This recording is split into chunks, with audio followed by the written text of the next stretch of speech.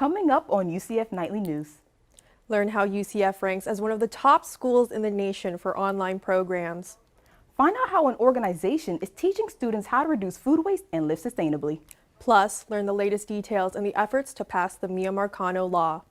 And in sports, find out which former Knight set an NFL record this past weekend. Nightly News starts now.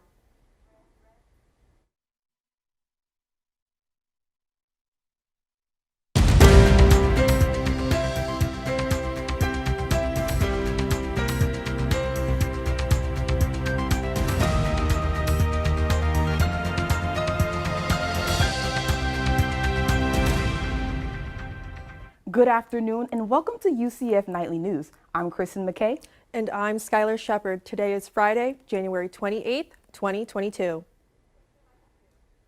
In light of a cold front hitting the Sunshine State, a student organization is stepping up to help the homeless stay warm. The club held its first donation drive this week. Nightly News reporter Lindsay Theus tells us more about how UCF students contributed to the cause. The Puerto Rican Student Association partnered up with other Latinx clubs at UCF to host its first clothing drive. Throughout the week, they collected winter items like jackets, gloves, and blankets at the Puerto Rico Research Hub. Members of the PRSA say helping their community is very important back in Puerto Rico, and they decided to bring that tradition to campus.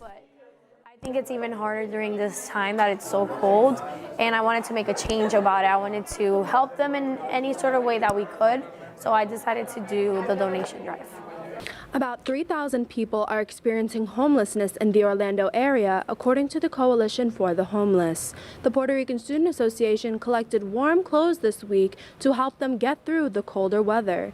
The secretary for the PRSA says there's definitely a need for help during the winter months. I personally haven't lived homeless, but I know people that have, and I've always wanted to help. I've always tried to do the best I could for people. Reyes Cuadrado says they will distribute the clothes at different locations around campus, like Orlando Central and the OBT area. In Orlando, Lindsay Theus, UCF Nightly News. If you missed the donation drive, don't worry. You can still volunteer with the organization. For more information, you can visit their Instagram at UCFPRSA. UCF announced its partnership with the optics company Ficon Tech this week. The German-based company is opening a lab in UCF's College of Optics and Photonics building.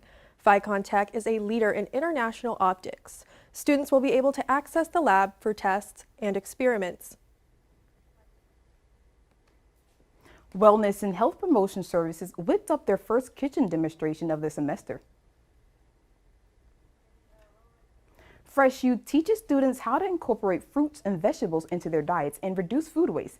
These events are part of an initiative to provide students with healthy substitutes they can learn to make themselves.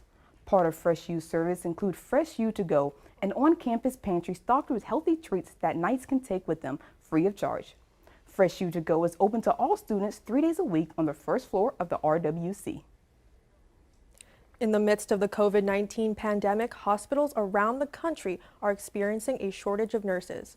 According to the University of St. Augustine for Health Sciences, the shortage will continue through 2030. Nightly News reporter Kristen McKay gives you the latest on how this impacts nursing students. The University of St. Augustine for Health Sciences project that 1.2 million registered RNs will be needed by 2030. With an insufficient staff, nurses are becoming overwhelmed, leading to burnout. Some experienced nurses say they carry the burden of tending to patients while teaching the younger staff. Registered Emergency Room RN Stacy Sweeney says the more seasoned nurses are preparing the incoming nurses on how to better serve their community. Trying to help them learn our community so that we are best approaching the needs of our community. According to UCF student enrollment, the number of undergraduate students with a nursing RN major in fall 2021 was 1,016 students, a 79 difference from fall 2020. RN Nurse Sweeney says as more patients fill up beds, the ratio of staff to patients has decreased, putting more stress on the nurses. As the pandemic rages on and the need for nurses grows, UCF student Abigail Caballero says her passion to help others outweighs COVID-19. I really enjoy helping people, and especially when they can't really help themselves, like that there's someone else there to help them. BSN Gail Morris from the Nurse Journal says one positive of having a nurse shortage is that nursing students can find jobs quickly after graduation. In Orlando, Kristen McKay, UCF Knightly News. The Department of Health Services estimates that there are at least 7 states with more severe nursing shortages, including California, New Jersey, South Carolina, Alaska, and Texas. For the first time ever, U.S. News & World Report awards UCF as number 7 in the country for best online schools. The university sits at the top of the list for best online bachelor's programs, offering over 100 online curriculums. In fall of 2021, 83% of all UCF students took one online class or blended course mode. UCF has more than 6,000 fully online students. Florida state legislators are discussing a new legislation that will make apartments safer. The law known as Mia's Law is named after Mia Marcano, a 19-year-old Valencia student who was killed near UCF. Nightly News reporter Madison Monroe Adams tells us how this law can benefit residents. Law enforcement says a maintenance worker abducted and killed Mia Marcano after using a key fob to enter her apartment at Arden Villas. The Marcano family has created the Mia Marcano Foundation, a group designed to help families of missing persons. And now they're pushing for legislation to make sure this never happens again. Florida Senator Linda Stewart has drafted a bill known as Mia's Law. This is for apartment safety, period. In the beginning, the bill included mandatory national background checks for staff, while also requiring apartments to use key logs.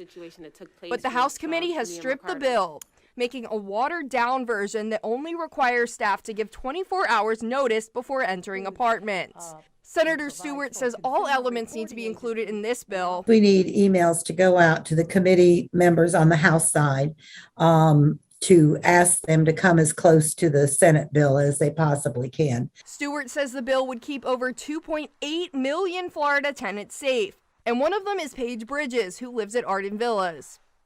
I don't believe maintenance workers should be allowed any access to any apartment units, and master keys should have never been a thing. It makes me and other people feel very, very uncomfortable and very unsafe living here at Arden Villas, especially with what happened. Stewart says the bill will go through the Senate and House committees 2 more times. In Orlando, Madison Monroe Adams, UCF Nightly News. The House and Senate will vote on the floor after the committee meetings end. Then it will go up to the governor to sign the bill into law. Nightly News will keep you updated. It's safe to say a lot of gyms are crowded in January because of New Year's resolutions. UCF's Recreation and Wellness Center is no different. Marketing and Communications Manager, a daily average of 2,500 students go to UCF's gym between Monday and Thursday. Elementary education major Tasia Gendler says she prefers to pay for membership at another gym. She says she knows others who feel the same, even though an RWC membership is included in tuition.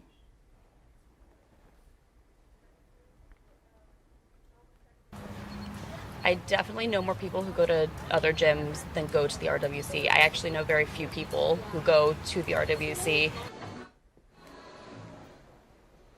According to the RWC's Marketing and Communications Manager, the highest number of people in UCF's gym is over 3,000 a day.